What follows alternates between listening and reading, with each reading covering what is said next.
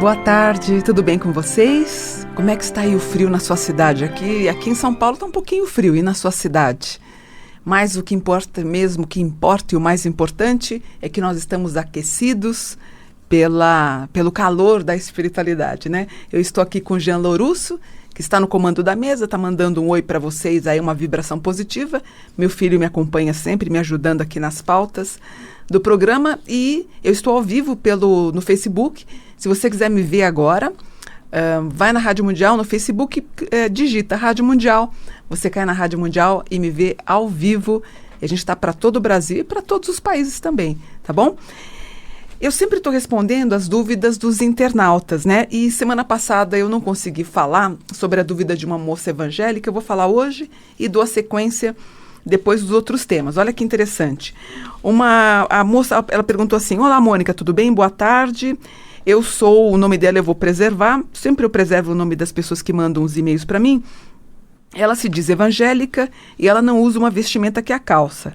Ela faz um curso de técnica, porém o instituto na qual eu faço querem uma declaração comprovando que realmente eu tenho o direito de não usá-la. Na sua opinião, onde eu devo procurar essa declaração, se eu poderia me fornecer, e aguarda retorno urgente? Olha, inclusive eu já respondi para ela, ela conseguiu resolver tudo. O que eu disse então para essa moça?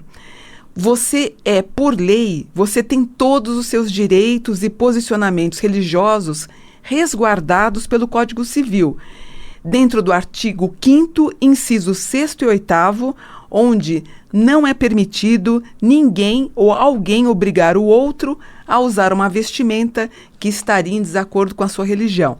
Então, se você é da Umbanda, se você é do Candomblé, se você é evangélico, enfim, dependendo da tua religião, ninguém pode se ver obrigado ou a tirar o seu turbante, ou ter que usar uma calça, não importa. Também em instituições educacionais.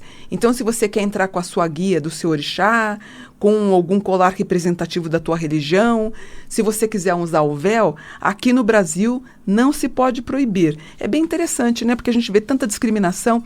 Eu sempre me lembro de uma moça que estava andando na rua, jogaram uma pedra, uma moça, se não me engano, do Candomblé, jogaram uma pedra, até abriu a testa dela, porque ela estava com as roupas do Candomblé, e tiveram, em relação a um preconceito contra isso. Mas não pode. Não pode, é contra a lei, de acordo com o artigo 5º, inciso 6º e 8º. Eu fiz a declaração para ela. Caso não tenha resultado, inclusive ela pode procurar a Câmara dos Vereadores, até ir para outras instâncias, procurar um defensor público, porque é ganho de causa, ela ganha, certo? Eu recebi uma mensagem no Facebook, aliás, eu estou no Facebook também, basta você escrever meu nome, Mônica Buonfiglio, mas se você escrever B-U-O-N, você já cai na minha página, que é a minha fanpage, deve ter 160 mil pessoas. Curta e siga, você vai receber as mensagens, os programas que eu faço, todo o meu material os meus textos que eu acabo fazendo, você recebe semanalmente, tá? E na minha página, então, do Facebook, um rapaz perguntou: Mônica, eu sou um sampacu, e isso me incomoda muito, porque quem é sampacu diz a história que as pessoas seriam amaldiçoadas. Ele falou: você poderia falar? Isso é verdade? Eu discordo um pouquinho, né? Na verdade, vamos começar do começo. Sampacu, a tradução da palavra sampacu, significa 3 brancos. O que é isso? Se você se olhar no espelho agora, depois do programa você vê, você tem aqui o teu olho, você tem... Quem é sampacu consegue ter 3 partes em branco. É como se você puxasse um pouquinho a tua pálpebra, naturalmente você consegue ver embaixo aquele branquinho antes de alcançar a pálpebra. Eu não sei se eu fui clara. Quer dizer, eu não sou sampacu, até o Jean, a gente estava olhando um para o outro para ver se era sampacu, meu filho também não é. Mas assim, ele tem o espaçamento branco, tanto do lado, como em cima e como embaixo. É como se a pupilinha dele ficasse bem no meio, e em volta você consegue ver uma parte branca. Diz a tradição que essas pessoas seriam amaldiçoadas e teriam um fim um pouco trágico. E indicaria também que a pessoa sofre de algum tipo de distúrbio físico, espiritual e material, e provavelmente teriam um fim trágico. Quem estudou isso foi um japonês há muitos anos atrás, mas, por exemplo, eu fiz uma lista de pessoas que são sampacus. Por exemplo, eu tenho Onde é que está? Bom, eu tenho a Marilyn Monroe, eu tenho o John Kennedy, eu tenho o John Lennon, Ayrton Senna. Eu tenho várias pessoas que são sampacus, que tiveram uma vida maravilhosa, esplendorosa, fizeram um bem tremendo para a humanidade, acrescentaram, enriqueceram. E, de fato, algumas dessas pessoas citadas tiveram um fim trágico, mas viveram tão intensamente, né? E quem é sampacu, ela deixaria de ter a maldição se ela deixasse de ingerir carne e se ela se tornasse vegetariana, porque a carne entraria em desacordo com as suas questões espirituais, faria com que espiritualmente ela ficaria um pouquinho mais pesada, e isso facilitaria que ela fosse ao encontro de algo mais negativo. Mas eu coloquei aqui, deixa eu ver quem é um sampa... deixa eu ver, peraí. E cadê? Tanto papel, gente, que vocês não sabem, não fazem ideia. Aqui, eu coloquei aqui, inclusive, uns sampacus famosos. Ayrton Senna, Michael Jackson, John Kennedy, Lady Di, Lincoln, Lennon e o Schumacher. Claro que a gente tem um universo muito grande de pessoas que são sampacus, mas eles têm um propósito muito elevado, né? E eu acho que quem é sampacu não deve esquentar a cabeça. É tentar levar a vida da melhor maneira possível. Eu, na cultura afro-brasileira, na cultura nigeriana, eu sou o que eles chamam de Ainã. Então, toda criança que nasce com um umbigo enrolado em volta do pescoço é considerado Ainã. E dizem, as lendas e as tradições iorubanas dizem que quem nasce com um cordão enrolado no pescoço, ela, quando fizesse 18, 19 anos, ela se mataria, se enforcaria, alguma coisa assim. É um pouco de despropósito isso, né? E pelo menos 30% das pessoas são Ainãs. As pessoas nascem, 30%, de 20% a 30% das crianças nascem com o cordão umbilical enrolado no pescoço, né? E quem é Ainã teria uma predisposição para sair pelo mundo. Eu fiz isso com 18 anos, saí pelo mundo, fui lá para tentar encontrar a mãe menininha para me explicar sobre espiritualidade. Meus pais não aceitavam a minha espiritualidade. Depois eu fui para Jericoacoara, fiquei quase um ano. Enquanto eu fui no Nordeste, não queria voltar, fiquei um ano. Fiquei como empregada doméstica, como babá, em Fortaleza, Salvador. Enfim, eu fiz toda aquela região estudando sobre espiritualidade. Quando eu volto, eu acabo abrindo o primeiro centro espiritualista do Brasil. Eu acho que tanto o sampacu como o Ainã são pessoas que são destemidas, elas metem a cara. Claro, elas poderiam estar mais voltadas, se não tomassem cuidado ou não tomarem cuidado, até um fim trágico. Porém, os sampacus têm uma vida muito enriquecedora, certo? Que mais? Uma moça perguntou para mim assim, Mônica, o que é a Lilith? E o que é a Lilith no mapa astral? Lilith teria sido a primeira esposa de Adão. A Lilith foi feita do mesmo barro que ele. E ela teve e tinha os mesmos direitos de Adão. E o que aconteceu? Adão não gostou, porque quem podia com a Lilith? Ninguém podia com a Lilith. Ela fazia o que ela queria. Ela tinha os direitos iguais. Inclusive, ela se mostrava um pouquinho mais até altiva e mais dominadora até do que Adão. E o Adão acabou reclamando para Deus e Deus mandou ela para o inferno. Então, ela virou um ser infernal. No mapa astral, a Lilith, quando ela aparece no mapa, ela representa o teu aspecto sensual.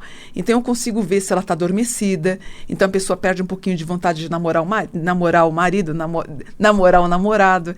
Então, a gente vê o aspecto onde ela se mostra, onde que ela sensualiza, onde que ela é até um pouquinho mais malandrinha, onde é que ela pode usar os argumentos mais femininos, mais de persuasão, investir um pouquinho mais como se fosse na Umbanda, seria a sua pombagira, né? Vamos dizer assim. Então, isso é conversado, eu falo também sobre a Lilith. A Lilith perdeu lugar, ela acabou virando até um ser infernal. Em outro programa eu disse para vocês que para afastar o poder de Lilith, as mães hebreias, né, elas ninavam as crianças fazendo aquele barulhinho que toda mãe faz para ninar o bebê, que é esse barulhinho que se propagou séculos e séculos, né, seria um dos poderes para afastar a Lilith, a lua negra. Claro que isso tudo é lenda. Inclusive tem pessoas que têm esse nome de Lili ou Lilith, né? É uma forma mais de... A Lilith, na verdade, é a Frida Kahlo de cada um. É aquela mulher que quer se libertar, ela vem para revolucionar, certo? Que mais? Rapidamente, um rapaz fez um comentário também sobre justiça divina, que eu falei semana passada, que eu tinha alguns amigos reclamando, e por coincidência até eles estavam na Europa passeando e reclamando que a justiça divina ia olhar para eles porque eles estavam passando por problemas, e eu comentei das dificuldades que as outras pessoas passam, e essas sim podiam clamar pela justiça divina. E um rapaz no Facebook, ele escreveu para mim isso: olha, pedir a justiça divina é acusar Deus de ser displicente, como se ele não soubesse o que nos falta. Dalai Lama disse: às vezes é uma tremenda sorte quando Deus não dá aquilo que pedimos. E a justiça divina, para Eliphas Levi, tem uma qualidade de ser o que é eterno. Então, se nessa vida você sente que foi prejudicada, talvez numa anterior ou numa posterior, você teria condições de reequilibrar o que a gente fala de justiça. Aí eu lembrei de uma coisa que sempre me chamou a atenção: a estátua da justiça em Brasília. Sabe aquela estátua que sempre quando aparece alguma coisa, aparece a estátua da justiça? Você reparou que uma coisa é justiça divina, essa aqui que eu acabei de lembrar, eu tinha lembrado ontem, eu escrevi. Ela tem a espada no colo. A espada, quando ela segura essa justiça, olha que curioso, ela segura a espada, ela repousa a espada no colo. Quer dizer, ela não vem com a espada para dar um julgamento certeiro e até definitivo e opressivo, né? Quando ela vem, ela empunha a espada para ser algo mais drástico e mais disciplinador. A nossa justiça no Brasil, acho que está muito bem representado com aquela imagem da justiça em Brasília, na qual a imagem, a estátua, ela repousa a espada sobre o colo, querendo dizer o seguinte: é uma justiça quase mãe, na qual não pune quem teria que ser punido. Você talvez não esteja identificando, não sei se depois eu peço para o Jean colocar o desenho, a gente vai copiar a imagem para você, para colocar no programa, no YouTube, você vai ver o que eu estou falando, que tem muita representatividade quando a gente vê as coisas que acontecem nesse Brasil, onde a justiça ela coloca no colo os poderosos, né? E as pessoas que são humilhadas, que são pessoas que passam por tanta opressão. Tradução do que eu estou querendo falar. Eu acho que está tendo uma disfunção aí de quem vai para a cadeia e quem não vai. Porque, de repente, aquela pessoinha que errou, sim, que roubou um pinho-sol, está preso. E uma outra pessoa que é pego não sei com quantos quilos de maconha, cocaína, armas e tudo mais, acaba sendo livre 3 meses depois. Tá aí a ideia que eu quis passar para vocês da estátua da justiça colocando a espada sobre o colo, né? E antes de continuar, preciso mandar um abraço. Tenho 2 abraços. Um para o meu filho, que ele fez uma declaração no Instagram dele tão bonito semana passada. Chorei a beça. Ele colocou lá, falando, elogiando, falando da mãe, que, enfim. Obrigada, meu filho está aqui, obrigada, namastê, gratidão. E eu quero mandar um beijo também para o Cláudio. O Cláudio agora está me ouvindo, ele está saindo de uma cidade do interior, é um amigo meu, e está vindo para São Paulo trabalhar. Ele trabalha durante a semana em São Paulo, final de semana ele volta para a cidade do interior. A gente conversou um pouquinho rapidamente, eu falei, vou te mandar um abraço. Cláudio, te mando um abraço, meu amigo querido. Espero que você retorne aí tranquilo aí para São Paulo. Você é um cara incrível e eu tenho certeza que as coisas vão dar super certo na sua vida e da sua família também. Tá bom, querido? Que mais? Falamos de Lilith, que é a lua negra. Falamos sobre justiça divina. Falamos sobre Sampaku. Algumas pessoas me perguntaram se eu era vegetariana ou vegana. Eu sou vegetariana, não sou vegana, né? Vegana é quando a pessoa corta o leite os ovos, por exemplo, né? Não usa nada de couro. Eu sou vegetariana porque a partir do momento que eu ainda como um pedacinho de bolo, seja de onde for a procedência, que tem esse leite, numa padaria ou eu faço em casa, eu sou vegetariana. Eu não, por exemplo, eu não como ovo já há muito tempo, mas no preparo do bolo vai o ovo, então eu sou vegetariana por conta disso. E as pessoas que são veganas, elas são um pouquinho mais radicais. Eu adoraria ser vegana, mas assim, eu não me sinto ainda preparada para ser vegana, apesar de respeitar. Tenho muitos amigos que são veganos e quero acreditar, se bem que, infelizmente, segundo pesquisas que os próprios vegetarianos fazem, vai se levar quase um século, gente, para a gente parar de comer carne ou se alimentar tanto de carne para ter uma vida mais saudável. Para mim, a gente vai começar a não comer tanta carne por causa do preço. porque os preços vão ter valores exorbitantes. Eu acho que o que pega no seu bolso vai acabar pegando um pouquinho também na sua alimentação. Não condeno quem come, tenho grandes amigos carnívoros. Meu filho é semi-vegetariano, minha irmã também. Convivo de boa, não sou radical. Mas hoje realmente eu não consigo. Hoje, se alguém falar para eu experimentar... Eu lembro que uma vez eu comprei como é salame? Comprei salaminho, com acho que 100, 200 gramas de salaminho, numa tentativa de comer escondida, né? Eu disse, comer escondida não. Estava lá assistindo a televisão e falei, vou comer. Na hora que eu senti o cheiro, eu não consegui. Imagina, minha irmã quando viu, falou, daqui que eu como tudo. É natural, é normal. Então, cada um é cada um. Mas assim, gozado que vegetariano acaba sentindo uma coisa até repugnante pra gente, né? Mas... ando com quem come carne, para mim, assim, eu tenho que tolerar assim como eles me toleram, certo? Falamos sobre o Sampaku. Na semana passada eu vi uma jogadora de futebol. Ai, que mentira. Futebol não, de vôlei. Não de futebol. E ela fez um benzimento quando ela entrou na quadra. E eu associei isso, queria até falar para vocês, por exemplo, quando você faz o sinal da cruz... Você está se benzendo e está se protegendo. Quando você faz o namastê, o gratidão, também é uma forma de você chamar e entrar em consciência com o plano superior. Então, você faz o namastê, que é o Deus que habita em mim, saúde o Deus que habita em você. Só que, na verdade, nós deveríamos nos curvar até um pouquinho mais abaixo de onde estaria o coração da pessoa. Então, você tem que curvar um pouquinho mais para mostrar a humildade. E essa moça fez o sinal da cruz, e eu lembrei também do sinal da cruz que é feito na igreja oriental, que eles pegam o sinal da cruz, eles vão até para quase no início de onde está o seu órgão sexual. É bem baixo mesmo. Então ele traz mais expansão. Na minha opinião, para se benzer, quanto mais longe você colocar essa vertical e depois na horizontal, melhor seria, né? É uma forma de proteger. Que nem às vezes eu vejo os colares de Umbanda, pelo amor de Deus, eu não estou discordando do que é tão religioso e tão forte para vocês. Mas para ter uma melhor proteção, na verdade, a corda, né? Na verdade, o cordão, ele deveria ser, que no candomblé ele deveria ser um pouquinho mais comprido até pegar o chakra do umbigo, então ele teria que descer até o chakra do umbigo. Não sei se eu estou sendo clara, acho que sim, né? Até o chakra do umbigo abaixo, 3 dedos abaixo do umbigo, para você ter essa proteção que pegue todo o teu plexo, né? Toda a tua energia. Às vezes, quando ele é muito curto, ele não vai proteger. Na verdade, ele vai proteger até só onde ele alcança. E no candomblé você vê que as guias são um pouquinho mais longas e nós usamos o fio de pano, né? A gente não usa nada de nylon para reter e segurar a energia dos banhos das ervas, que as contas, que as pulseiras, as contas, a energia são purificadas e limpas. Só como curiosidade, tá bom? Que mais? Deixa eu falar. Perguntaram para mim o que eram os Illuminatis.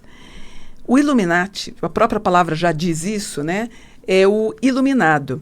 Só que eu acho que hoje ele perdeu um pouquinho de conteúdo, de intenção, os Illuminatis. Na verdade, eles são co-irmãos aí da maçonaria. Os Illuminatis, eles nasceram em 1776. Em 1776.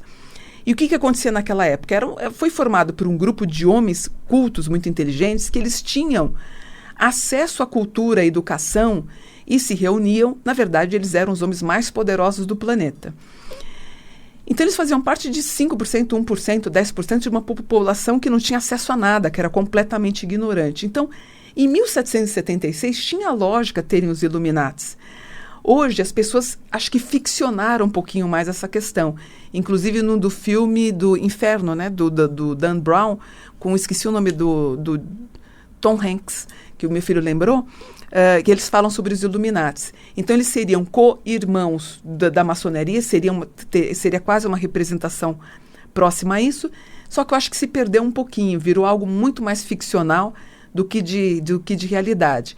E toda vez que uma pessoa Illuminati queria se mostrar ou se identificar, eles fazem esse sinal, que é aquele sinal que quem gosta de rock ou de heavy metal, que é o chifre, ou dizem que quando a gente faz esse sinal no show de rock, na verdade, você está chamando o anticristo, você está chamando o demônio, tudo, esse sinal é um sinal do Illuminati, para eles se identificarem. Existem outros sinais como o da maçonaria. Então, até o Bento XVI já apareceu fazendo o sinal do heavy metal, o Obama já apareceu, mais os cantores de rock, e todo mundo, e alguns mais aficionados, dizem que essas pessoas que fazem o sinal do heavy metal seriam pessoas do grupo Illuminati. Eu não acho que é para tanto. Por exemplo, Madonna já fez. Quem não fez isso na vida, gente? Quem é que já não fez o sinal de heavy metal nos shows, ou ouvindo alguma coisa, enfim. Mas eu acho que se perdeu um pouquinho hoje. Vai muito mais para o ficcional do que para a realidade, certo? Illuminati eu já falei. Uma coisa que acontece no mapa astral, que é curioso, já deve ter acontecido com você, e também em outro tipo de previsão, no tarô, no mapa astral, seja o que for. Às vezes as previsões elas podem atrasar um pouco. No mapa a gente descobre que isso acaba atrasando. Por exemplo, Mônica, por que a previsão de uma moça que fez em dezembro, eu conheci a pessoa só em março? Existem aspectos no mapa chamados de retrógrados. Então, os retrógrados, os planetas retrógrados, eles atrasam um pouquinho. Porém, quando a pessoa chega, acaba tendo mais durabilidade. É normal. Pode acontecer de ter uma demora? Acontece. E, geralmente, quando algumas questões estão na casa 8, que é a casa da morte também, ou aspectos em Plutão, Plutão-Saturno, Plutão, os Plutões eles vêm para dar uma derrubada na gente. Tem trânsitos que levam 2 anos, 4 anos, ele vem para dar uma reorganizada na tua vida. Geralmente em trânsitos de Plutão você acaba rompendo um namoro, um casamento, pode aparecer desencarno de parentes próximos da pessoa, ela acaba tendo problemas financeiros, é um Plutão. Mas a pessoa perguntou, por que às vezes atrasa? É natural. Cada mapa é um mapa que a gente tem que entender, ou uma análise de um tarólogo, de um tarô cigano, pode acontecer, de ter um atraso.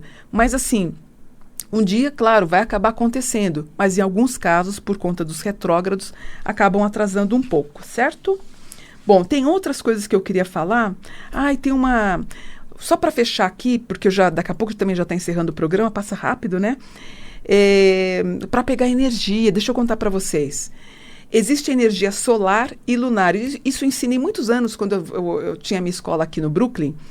Para você ter energia masculina positiva e você ficar, por exemplo, você vai fechar um negócio, vai ter que ter uma boa apresentação, você vai fechar a narina esquerda e respirar pela direita. Então você você pega o polegar, tampa a narina esquerda e respira pela narina direita. Esse respirar da narina direita vai fazer com que você tenha fluxos de energia com mais positividade, com mais yang, e você fica mais fortalecido frente ao que você deseja fazer. Seja uma palestra, pedir um aumento, enfim, o que você precisar para você ficar mais forte. Quando você quer já amenizar e ficar mais feminina, mais amoroso, mais passivo, você vai fechar a narina direita e vai respirar pela esquerda, que é a respiração lunar, tá? Eu fiz aqui, talvez se você está no carro você não está me vendo, depois você vai no YouTube. Aliás, o Jean, amanhã ele está publicando esse vídeo, você vê direitinho como é que é. E se você quiser ativar o soma, que é a energia positiva, língua no céu da boca, atrás daquelas parecem escaminhas que tem, você consegue atingir o soma, que é a qualidade que os chakras enviam para você, para trazer mais verdade e sabedoria. Mas eu vou falar isso com mais calma. Semana que vem eu volto a falar sobre o assunto do soma, certo?